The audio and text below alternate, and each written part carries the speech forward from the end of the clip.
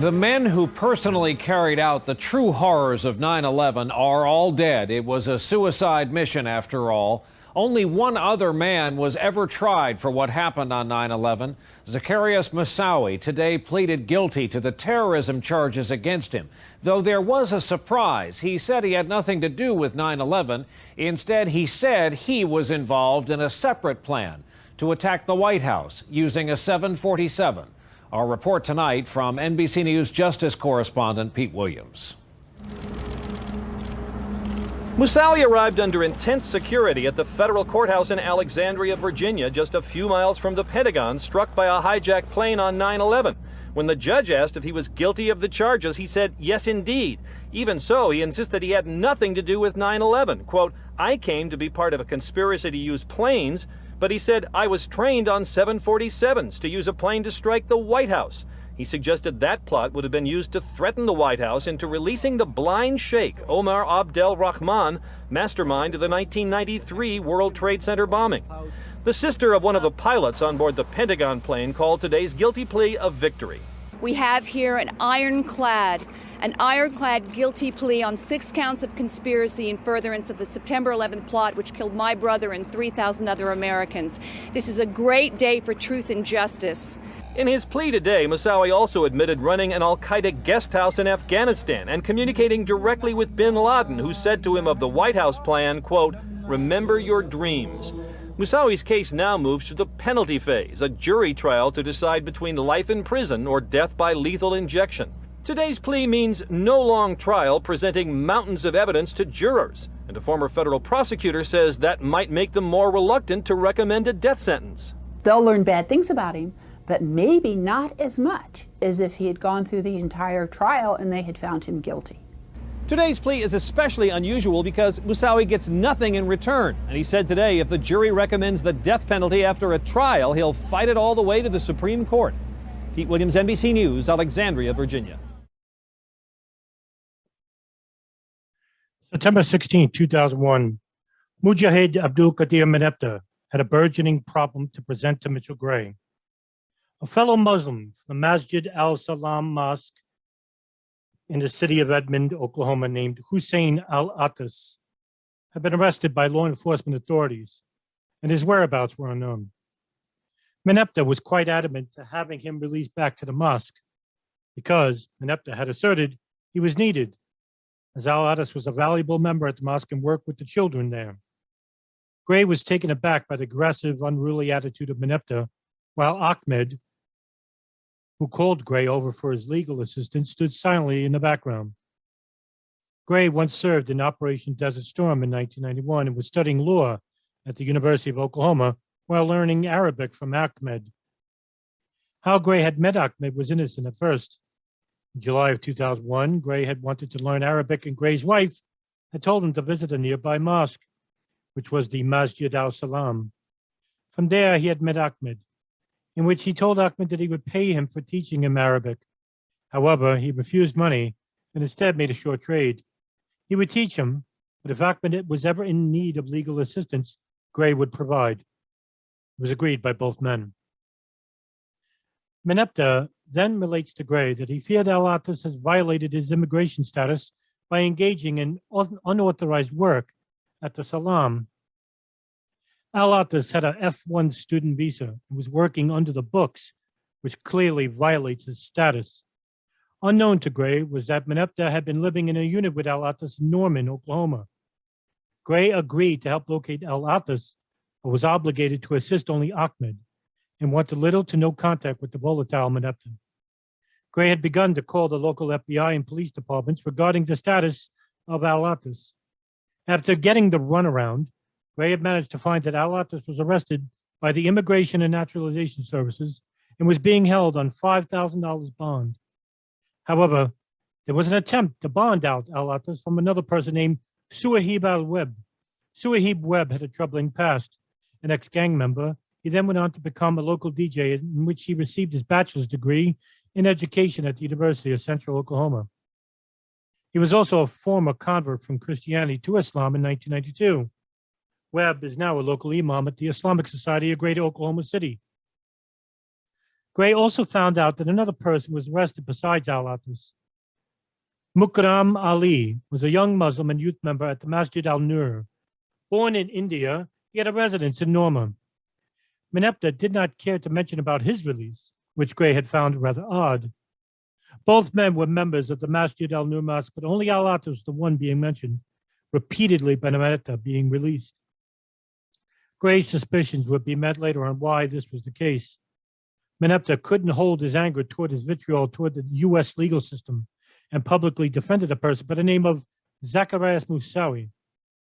Moussaoui had been detained by the FBI on August 21st, 2001 for suspicion of committing an act of terrorism against the United States and air piracy. On the day of September 11, 2001, the unit, both Moussaoui and al-Atas, had been staying in Eagan, Minnesota, was searched by local FBI agents. Just weeks before the attacks, however, the background regarding Moussaoui began when he first entered the country on February 23rd, 2001. But a little history. Moussaoui, a Moroccan, had previously grew up in Saint Jean-Luc de Luz in France. Zacarias was the brother to three older siblings, in which the mother raised them without a father due to domestic violence issues. In 1995, he would earn a master's degree in international business from South Bank University in London. He would also attend the Brixton Mosque in South London. There, he met future Islamic fundamentalist Richard Reed, who would later be nicknamed the Shoe Bomber. Moussaoui, while he grew up in France, had been met with racial hatred, tension, and prejudice. Many times, the brothers would fight against their white counterparts. Moussaoui began to become proselytized by members of the Salafist groups al-Mujahideen. Moussaoui had always wanted to belong, for which he felt he never did in France due to the daily torturous taunts and physical confrontations due to his brown skin and religious background. Zacarias, his brother, Abid Samad al-Moussaoui, would also author a book called My Brother Zacarias, had explained that Salafist Islam was simply not Islamic, but that Zacarias had gravitated toward it. In other words, Wahhabis simply aren't real Muslims. But I'm afraid it's simply not that easy. Any more than Roman Catholics can just pretend that the defrocked child molesters weren't real priests. To say that terrorists, be they al-Qaeda, Hezbollah, or Jemaah Islamiyah, draw on Islam is not to tar it as a religion of hate. Rather, these groups are a tumor on Islam. Nevertheless, Zacarias had felt the Brotherhood members of the al-Mujahideen showered upon him. But his experience at the Brixton Mosque was short-lived, as Zacarias began showing up to salat prayers and military fatigues and asking the local imam how to engage in jihad. By 1996, Moussaoui had attracted the attention of French authorities due to his outlandish militant extremism and hanging out with local Orthodox militants, one in which had long been under surveillance and was a notorious extremist himself. His name is Abu Hamza al-Masri. In April of '98, Moussaoui had traveled to Pakistan to begin training at the al-Qaeda camp Khalden, located in East Patkia province near Tora Bora. Another al-Qaeda operative, Ahmed Wassam, would later under oath testify he saw Zacarias Moussaoui there after he became involved with the 2000 Millennium Plot. Many of the students at Khalden were trained in various styles of weaponry. Students trained there in light weapons, handguns, small machine guns, rocket-propelled grenade launchers, explosives, poisons, poison gas sabotage, and security measures. The camp was run by Ibn al-Sheikh al-Libi, a Libyan, who would later be captured by Pakistan officials and subsequently tortured for information. After Moussaoui completed his training, he left to fight in Chechnya, where the notorious Islamic Chechen Ibn Khattab was active in repelling the Soviets from the Balkans. He then returned to Pakistan and Islamabad. Who he had met while there is not entirely unknown, but from Pakistan, he would enter the United States. And on February 23rd, 2001, Moussaoui would land at O'Hare Airport in Chicago. He then gets on a connecting flight to Norman, Oklahoma. where after landing, he immediately rents a room at the Residence Inn. There, he would make 4 phone calls, the first being the Masjid al-Salam in Edmond. The other was for a car rental. 5 days later, Moussaoui rents a room at the Sooner Hotel and Suites, where just a year prior, 2 other al-Qaeda operatives had stayed at this hotel, Mohammed Atta and Marwan al-Shehi.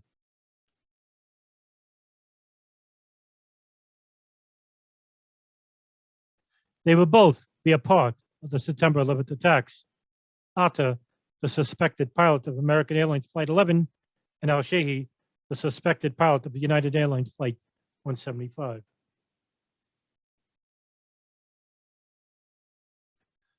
Moussaoui would begin taking flight lessons at airmen. Shoaib Nazar Kassan was his personal instructor.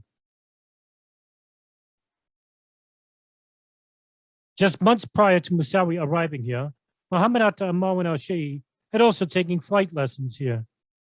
Qassam knew both of the men while he was a student himself before becoming an instructor. During the weeks while training at airmen, he visits the Masjid al-Nur Mosque in Oman. There, he is only known as Shakil. According to Mitchell Gray, this would turn out to be a lie told by the members of the mosque. Many of the members there would claim to only know him by the name, and they claimed that they never knew him by any other. Mukarrem Ali would end up sharing room and board with Moussaoui, and Ali's apartment was located at 209 Awad Drive in Norman.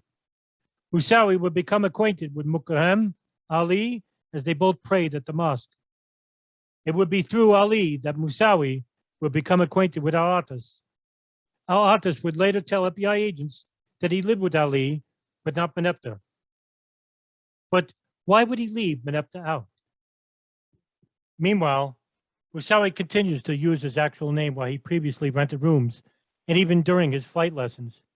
Al-Attas also had a residence at 209 Awad Drive, which was rented by Meneptah. After 56 hours of flight training, Moussaoui was not doing very well. His instructor, Qassam, would tell him about his continuing to fail basic takeoff commands. Moussaoui would drop out of the school altogether. At around this time in May, Moussaoui's U.S. visa expires, but he does not apply for a renewed visa, nor does he even attempt to inform the INS. Multiple warnings about a looming domestic terrorist threat from al-Qaeda begins making the rounds in every major judicial and domestic agency. Richard Clark, head of the National Coordinator for Security, Infrastructure Protection, and Counterterrorism, gave an urgent meeting through email and memo to the leading representatives of the FBI, NSA, and Joint Terrorism Task Force about a threat to the country's infrastructure and to be on heightened alert. On July 10, 2001, just a mere 2 days before Clark's urgent meeting, an internal FBI memo from the Phoenix field office written by Special Agent Keb Williams of Phoenix. The memo was rather poignant. Advised the Bureau in New York of the possibility of a coordinated effort by Osama bin Laden to send students to the United States to attend civil aviation universities and colleges. Phoenix has observed an inordinate number of individuals of investigation interest who have attended civil aviation universities and colleges in the state of Arizona. Most of the information from Williams' memo was based off an informant who was closely associated with Williams over the years, Harry Ellen. Ellen was a longtime resident of Tucson, Arizona, a former businessman who converted to Islam and had a high credibility with the Muslim populace in Arizona because of his work on behalf of the Palestinian cause. He had once even met with the Palestinian Liberation Organization leader, Yasser Arafat. And by 1994, Ellen became an official C-12 informant with the Arizona FBI. In 1996, Ellen warns Kenneth Williams about a very mysterious Algerian who was teaching Arab men how to fly small planes. He went on to say, "My comment to Williams was that it would be pitiful if the bad guys were able to gain this kind of access to airplanes, flight training, and crop dusters. I said, you really ought to look at this. It's an interesting mix of people." This would lead Williams to conduct surveillance on the Algerian known as Abu Saif. Saif had moved to Arizona from New Jersey. While he was living in New Jersey, Saif had been attending the Masjid al-Salam, the same mosque where Omar Abdel Rahman had preached. Ellen would complain about the lack of response from the FBI about what's taking place, with many Arab students entering flight schools in Tucson. Allen believed that the Phoenix memo should have been released back in 1997 instead of 4.5 years later. However, it was not Williams' fault, as he was taken off the counterterrorism and instead to direct his attention elsewhere by FBI superiors. It would later come out that future 9/11 hijacker and suspected pilot of the American Airlines Flight 77, Hani Hanjour, would also be a student at the University of Arizona in 1992. He would also be a flight student in Tucson. Meanwhile, Moussaoui would begin a short stint at a gym membership to begin physically readying himself for the part of the operation. He would train at the Houston Huffman Physical Fitness Center. He would also receive money from a wire transfer from Germany. The funds were coming directly from a financier who had become part of the 9/11 plot, but couldn't enter the United States due to his dismissal of obtaining a U.S. visa. Ramzi bin al-Shib would wire $14,000 to Moussaoui. Al-Attas would begin telling other members of the mosque that Shakil was very secretive and was also quite paranoid about federal agents following him when there were none. This turned out to be untrue.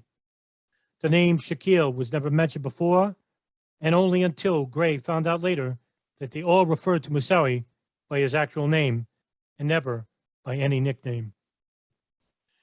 He was also quite aggressive in conducting a jihad against the United States.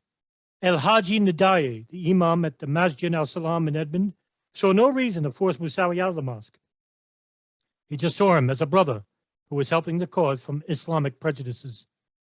Due to the failure of not obtaining a license at the Airman Flight School, and with time as of the essence, Hussein al-Attas and Zacarias Moussaoui would travel to Eagan, Minnesota, to try to enter a flight school there. It was 795 miles north of Norman, a long drive. On August 6, 2001, a presidential daily brief was displayed before the U.S. President, George Bush, bin Laden to strike inside the United States. The Central Intelligence Agency daily brief was information obtained by the interrogation of Ahmed Bassam, where he explains about training camps in Afghanistan, especially Khalden, where he met Moussaoui, and where operatives were training to commit to a terrorist plot inside the United States. The CIA's own virtual station, codenamed Alex Station, was at the time directed under Richard Lee, a career CIA man. Thousands of daily reports cables were coming in from multiple CIA stations in the Middle East with notable warnings, even detailed personal information about two hijackers, Khalid al-Mihdhar and Nawaf al-Hazmi. This information was never shared with anyone outside of Alex Station. However, two FBI agents, Mark Rossini and Doug Miller, had known about a certain cable regarding both men who had dual-entry U.S. visas, but were threatened not to share the information with the FBI. According to Mark Rossini in later interviews, he was forced not to share the information by one of the CIA staff operations officer, Michelle Lancasey, who told Rossini, "Look, the next attack is going to happen in Southeast Asia. It's not the Bureau's jurisdiction. When we want the FBI to know about it, we'll let them know. But the next bin Laden attack is going to happen in Southeast Asia."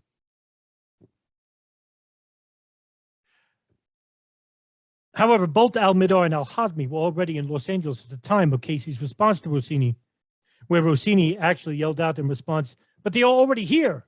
It is our jurisdiction." However, the al-Qaeda operatives were beginning to enter the United States. Moussaoui had begun to look for flight schools to enroll. Both Moussaoui and al-Attas would rent a unit at the Residence Inn. French intelligence authorities continued their investigation into Zacarias and found that he was inside the United States. They contacted his mother, Aisha Moussaoui, when it is reported that Javier Jaffo, who was fighting against the Soviets in Chechnya, is killed. On his possession was a small notebook. In it, the name Zacarias Moussaoui is noted. Jaffo is also known by Islamic name Masoud al-Banin. Al-Banin was fighting in Ibn Khattab's unit, and it was a former recruit and associate to Zacarias Moussaoui. Masoud had been a Moussaoui contact while they lived in London in 1995. Under the direction of Abu Hamza al-Masri, Masoud became a Muslim convert, where he made his Shahada, a profession of faith, at the London Central Mosque.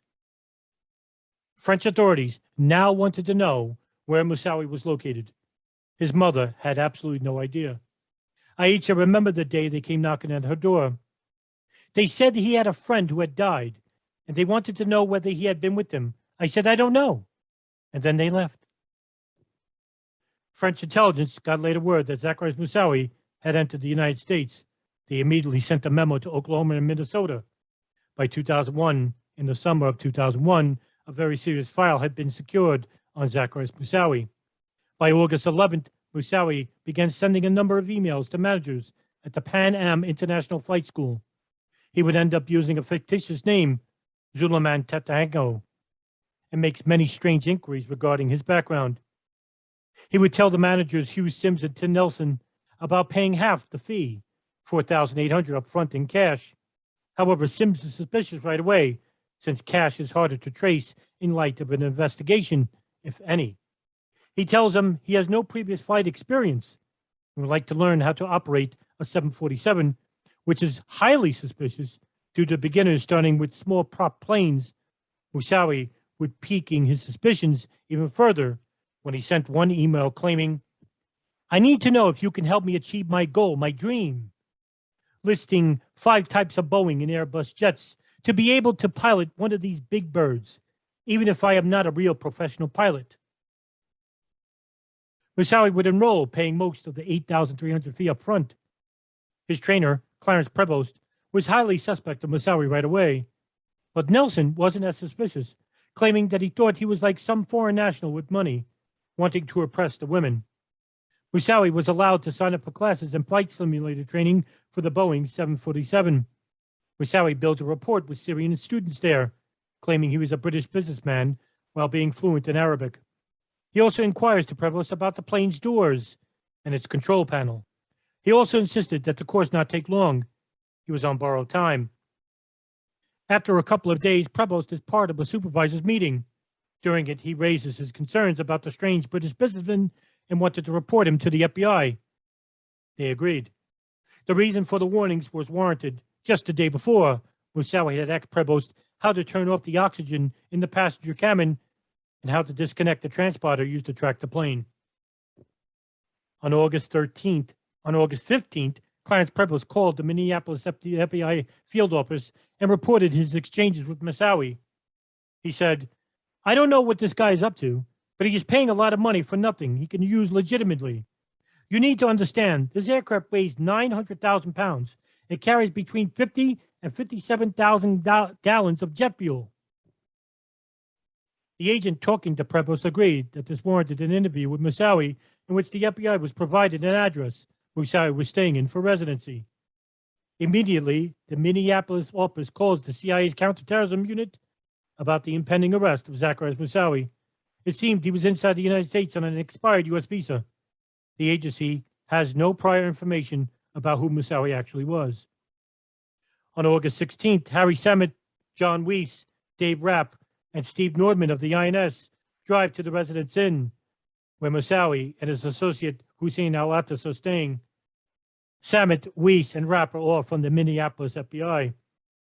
Sammet goes to the manager of the inn and asks what room Moussaoui was renting. Upon entering the unit, Sammet finds another individual staying in the room, Hussein al-Attas. They would find out that there was more than just the 2 men. They are separated and questioned by different agents. Sammet interviewing Moussaoui, Weiss interviews al-Attas. Al-Attas is far more compliant than Moussaoui at first.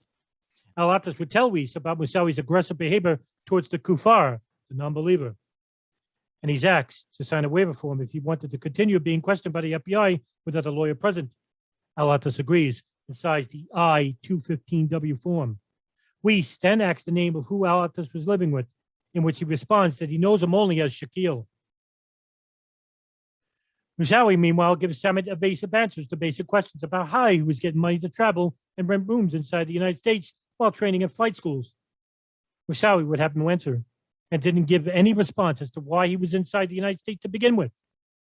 Al-Attas, meanwhile, would relate to Weiss damning information, in which Weiss would detail in his report the following, quote, Al-Attas indicated that Moussaoui believes that it is acceptable to kill civilians who harm Muslims and that he approves of martyrs. Al-Attas says Moussaoui talked about holy war every day when they roomed together. Al-Attas says Moussaoui holds strong anti-American views and might be willing to act on his beliefs. Al-Attas describes Moussaoui as so secretive that he refuses to give his full name, identifying himself only as Shaquille, end quote. This information was enough to arrest Moussaoui as an unindicted co-conspirator to commit to a terrorist act against the United States. But both men would be detained on immigration charges. Moussaoui's visa had expired, and al-Attas had violated his F1 student visa by taking on illegitimate employment. FBI agents interview al-Attas again the following day, then charge him with violating the terms of his student visa by working at a mosque in Oklahoma and arrest him. Moussaoui, meanwhile, is arrested separately. He's asked by Samet about the search of his laptop and possessions. Moussaoui would deny access, however. Samet immediately asked for a visa warrant to search the premises of the inns both men were staying, as well as searching what was inside Moussaoui's laptop. On August 18th, Samet requests a criminal search warrant and believes Moussaoui came from Pakistan, a known terrorist hotspot. Samet posits that both Moussaoui and al-Attas were conspiring to violate Title 18 of the U.S. statutes relating to terrorism and destruction of U.S. facilities. The memo is sent to the Radical Fundamentalist Unit, which is led by Mike Maltby. Both Maltby and Rita Flack then send a request to National Security Law Unit Chief Marion Spike Bowman regarding a search warrant for Moussaoui's laptop. However, in the memo, Maltby had edited the request, in which the memo was now an immigration issue and not a criminal one. Edited out was Moussaoui's link to al-Qaeda in Chechnya and even al-Qatab. The RFU chief, Dave Frasca, would end up not attending a meeting with supervising agents, claiming a last-second meeting with someone else. This left the issue with Maltby and Bowman, who both agreed that the issue with a search warrant didn't accommodate with the lack of evidence showing Moussaoui was a foreign agent or employed by a foreign agency. To understand how a FISA warrant works, here is a short explanation. Quote, in criminal investigations, the FBI can seek a warrant Title 3 of the U.S. Criminal Code by showing a federal court that there is probable cause to believe the target has engaged or is engaging in criminal activity. Evidence the FBI can use to support the claim that the U.S. target is knowingly working on behalf of a foreign entity can include information gathered from human sources, physical surveillance, bank transactions, or even documents found in the target's trash. The completed FISA application goes through the FBI chain of command before making its way to FBI headquarters to receive approval and sign off by the special agent in charge of the field office before making it to the Justice Department, where attorneys from the National Security Division vet the application to verify all the assertions made in it, end quote. Samet was stunned to get the news back from colleagues at Minneapolis field office. Meanwhile, back in Edmond, Oklahoma, members of the Masjid al-Salam Mosque were wondering about the whereabouts of al-Attas. While al-Attas was allowed a phone call, in which he would end up contacting Abu Mustafa, whose real name is El-Haji Nadaye, the Imam of the Masjid al-Salam. The conversation was simple, almost innocent. Nadaye would ask al-Attas where he was, but al-Attas did not know of the exact location. Nadaye next would ask, I heard you were going on jihad. Al-Attas responded to the calm Imam that now was not the time to ask such questions. Al-Attas asked if the Imam can bail him out. $5,000 was the bond for release. Nadaye responded, it will come in time. Days later, the RFU unit is advised of the conversation between the two men. They downplay the use of the word jihad, exclaiming in ignorance that it would mean many things in relation to Islam. Meneptah would end up bonding out al-Attas. Meanwhile, Nadaye would regret that Moussaoui would most likely be deported back to France. Meanwhile, Samet's inquiry regarding the FISA warrant ran into trouble again, this time from Samet's error, as he opened the Moussaoui case as an intelligence case and not a criminal one. FBI headquarters advised against the criminal warrant, however, only because they believed that it would decrease the chance to secure a FISA warrant in due to a court's decision to deny it due to being manipulated into thinking it actually was a criminal complaint while labeled as an intelligence task.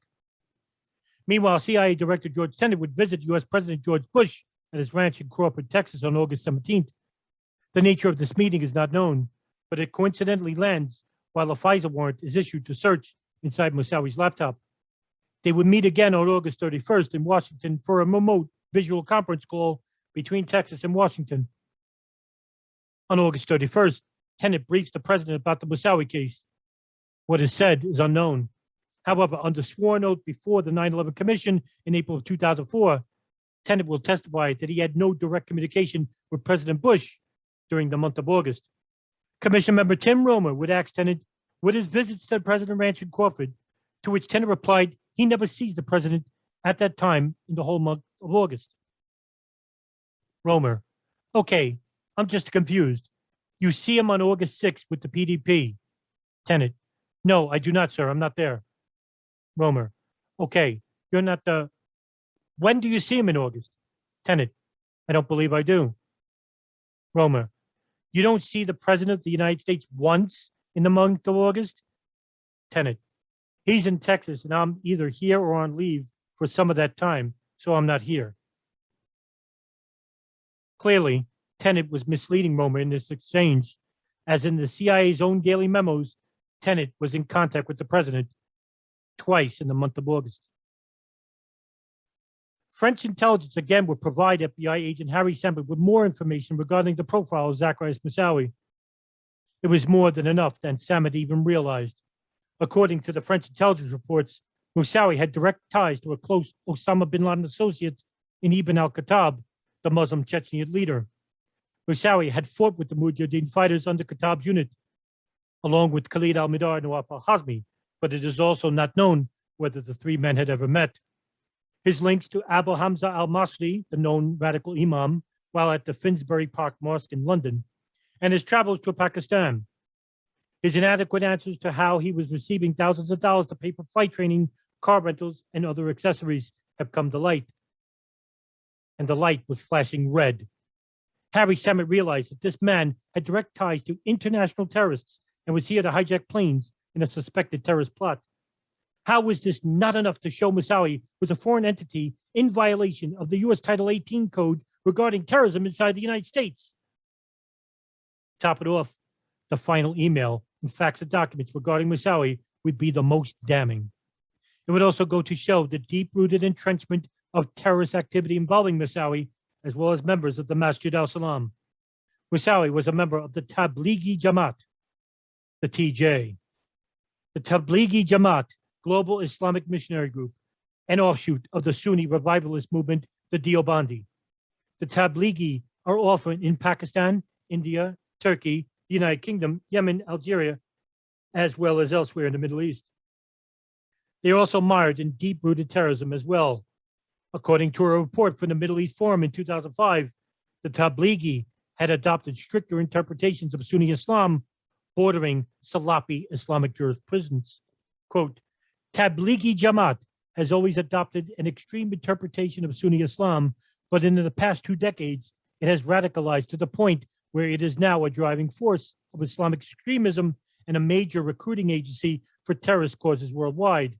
For a majority of young Muslim extremists, joining the Tablighi Jamaat is the first step on the road to extremism. Perhaps 80% of the Islamic extremists in France came from Tablighi ranks, prompting French intelligence officers to call Tablighi Jamaat the antechamber of fundamentalists, end quote. This put FBI agent Samit on full notice about how Moussaoui was recruited in Great Britain under Abu Hamza al-Masri. The links to the Masjid al-Salam went deeper with the Tablighi, as Mujahid Abdul Qadir Menepta was also a member of the Tablighi as well. While traveling to Pakistan in 1989, Menepta went to Tora Bora. Samit says the international Islamic organization that sponsored the trip had been linked by the FBI to the recruitment of militants here inside the United States, the Tablighi. It was there he changed his name to his former Muslim name, but Menepta once went by the name of Melvin Lattimore, a one-time football star in college. According to author Terry McDermott, author of Perfect Soldiers, he states that the Tablighi controlled the Al-Quds Mosque in Hamburg, Germany, which saw senior Al-Qaeda operatives Mohammed Haydar Zamar recruit Mohammed Atta, Marwan al-Shehi, and Ramzi bin al-Shib into the Hamburg cell. The brothers at Masjid al-Salam had a problem, whether to clean house or become a target of a federal investigation. As of this point, the mosque was cleared of having anything to do with terrorism or the September 11th attacks. On September 11, 2001, after the planes had impacted the World Trade Center Pentagon and into a field in Shankville, Samet was finally given the authority to search and seize the residence in room 1414, where Moussaoui and al-Attas had stayed in. The evidence was damning, but Samet was left with an empty vindication. Most of what was found in Moussaoui's laptop is remained sealed under national security. However, some of the data was used to prosecute Moussaoui later in 2006. There were records and files about Boeing 747s and also crop dusting planes and the use of chemicals and how it can be deployed. This detail was important since it was Muhammad Atta who once asked James Lester, a crop dusting mechanic from Bella Craig, Florida in 2000. According to Lester in a CNN interview, quote, "They wanted to know the capacity of the airplane. How much would the airplane hold? How much fuel? And how to crank it," end quote. The FBI also found shin guards, 2 knives, flight manuals pertaining to Boeing's 747 aircraft, a flight simulator computer program, and also a will made out by Hussein al-Attas. It was a martyrdom will, in which al-Attas exclaimed that his testimony would be his last. Al-Attas had agreed with federal prosecutors to become a witness against Moussaoui, and in 2002, the United States indicted Zacarias Moussaoui due to violations regarding to terrorism, aircraft piracy, and conspiracy to destroy aircraft. The indictment also alleged that Ramzi bin al-Shibh used a wire transfer in the amount of $14,000 to Moussaoui. The grand jury also alleges that on August 16, 2001, investigators found knives, binoculars, and software for 747 procedures. If found guilty of these charges, Moussaoui was eligible for the death penalty. On August 18, 2002, Hussein al-Attas pled guilty to 7 counts of criminal information and for making false statements to a federal law enforcement official. He also knew Shakil as Zacarias Moussaoui and was planning to visit New York City and then Pakistan.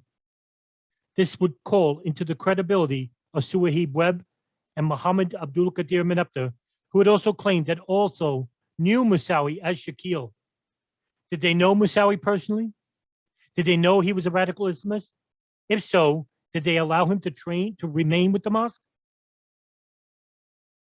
To this day, Webb and Menepta both were cleared of any charges of them having any information regarding any terrorist acts or being involved with the September 11, 2001 terrorist acts. On April 22, 2002, against the advice of counsel, Zacarias Moussaoui pled guilty to all charges against him, which included a 5-page statement of facts admitting guilt, that Osama bin Laden selected the 9/11 teams, that he swore loyalty, bayat, to Osama bin Laden, that he trained at Khalden training camp in Afghanistan, that he admitted to knowing plans for planes flying into U.S. buildings, that bin Laden selected him for the operation, and that he admitted lying to federal agents. Minnesota FBI agent Harry Samet testified against Moussaoui in the penalty phase. Moussaoui then stated that he was not part of the original plot, but was involved of a follow-up operation, a second wave of attacks. This shocked Judge Leonie Brinkema, who would later compliment the judicial knowledge of Moussaoui, regarding him completely competent. This was also to show that the court that Moussaoui could not claim insanity defense if he had wished.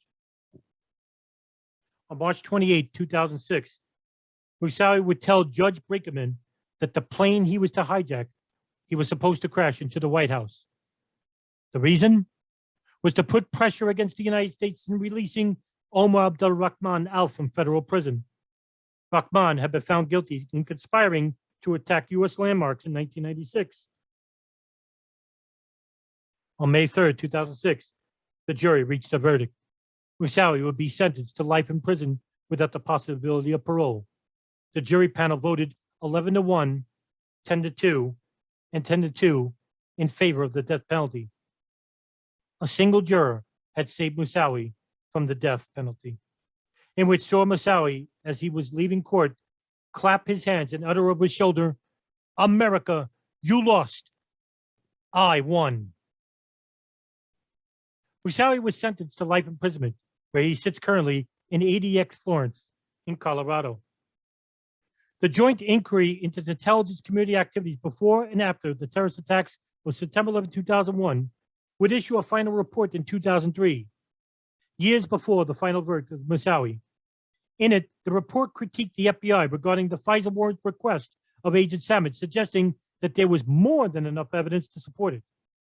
The report went on to also state that FBI headquarters had misunderstood the legal standings in regards to what constitutes a FISA warrant. The joint inquiry was also puzzled as to how the FBI did not have adequate warnings in the years prior to the 9/11 attacks and take advantage of those warnings. Most of the memos, including the Phoenix memo and field officers from Minnesota and Oklahoma, went unacknowledged by their superiors. The Office of the Inspector General of the Department of Justice issued their own independent report about the conduct of the FBI and the 9/11 attacks, suggesting that they had concerns about how they handled the Moussaoui case. The OIG report was clear, however, to advise that there was no intentional misconduct on part of the FBI regarding the Moussaoui case. Contrary to the admissions of Harry Samad and Colleen Rowley, a 20-year FBI veteran and chief division counsel in Minnesota, whom both had written memos and letters straight to FBI headquarters. Rowley had even written a personal letter to FBI Director Robert Mueller in which he was highly critical about the dismissals of constant warnings pre-9/11, warnings that went unheeded by FBI bureaucrats. Your plans for an FBI headquarters super squad simply fly in the face of an honest appraisal of the FBI's pre-September 11 failures. The Phoenix, Minneapolis, and Paris legal attaché offices reacted remarkably, exhibiting underperception and prioritization skills regarding the terrorist threats they uncovered or were made aware of pre-9/11. The same cannot be said for the FBI headquarters bureaucracy, and you want to expand that? Should we put the counterterrorism unit chief and SSA, who previously handled the Moussaoui matter, in charge of the new super squad? You are also apparently disregarding the fact that joint terrorism task forces operating out of field divisions for years, the first and chief one being New York City, have successfully handled numerous terrorism investigations and in some instances successfully prevented acts of terrorism. There's no denying the need for more and better intelligence and intelligence management, but you should think carefully about how much gatekeeping power should be entrusted with any headquarter entity. If we are indeed in a war, shouldn't the generals be on the battlefield instead of sitting in a spot removed from the action while still attempting to call the shots? Rowley's letter was read by Mueller. During the early aftermath of September 11th, Rowley and others would go on to complain, even testifying before the congressional inquiries. But Rowley would end up retiring from the FBI in 2003 after 24 years of service. However, the story regarding Moussaoui had not yet ended. On May 23rd, 2006, an audio recording, which is said to belong to Osama bin Laden, was released by As-Sahab, al-Qaeda's media unit. In the audio, bin Laden made a rather startling admission. Moussaoui was never involved with al-Qaeda and was never part of the September 11th plot. I begin by talking about the honorable brother, Zacarias Moussaoui. The truth is that he had no connection whatsoever with the events of September 11th, and I am certain of what I say because I was responsible for entrusting the 19 brothers, Allah have mercy upon them, with those raids, and I did not assign Brother Zacarias to be with them on that mission. And his confession that he was assigned to participate in those raids is a false confession that no intelligent person doubts is a result of the pressure put upon him for the past 4.5 years. And if Moussaoui was studying aviation to become a pilot of one of the planes, then let him tell us the names of those assigned to help him control the plane. But he won't be able to tell us their names, for a simple reason, that in fact, they don't exist. This is from one perspective. And from another perspective, the brother Moussaoui was arrested 2 weeks before the events. And had he known anything, however little, about the September 11 group, we would have told the brother, Commander Muhammad Atta and his brothers, Allah have mercy upon them, to leave America immediately before their affair was exposed. And with this, become clear to even the novice investigator, not to mention the seasoned one, that there is no connection between him and the events of September 11.